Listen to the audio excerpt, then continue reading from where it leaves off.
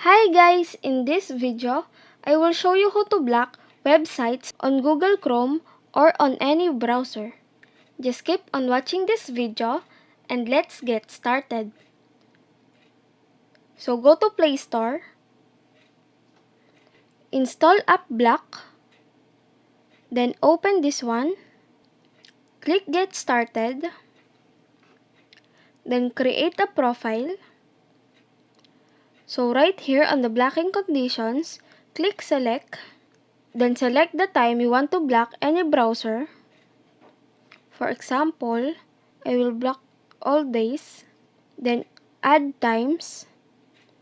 For example, like that. Then click Save.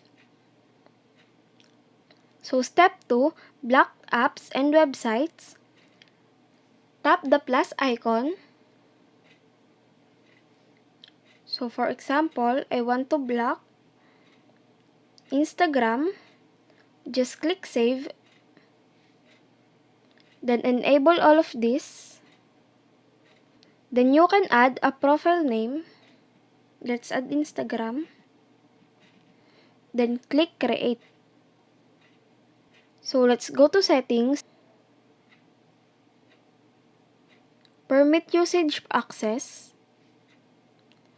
Then just click Accept.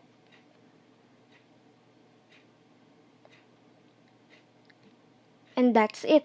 If this video helped you out, please consider leaving a like and let me know in the comments if you have any question. Have a good day!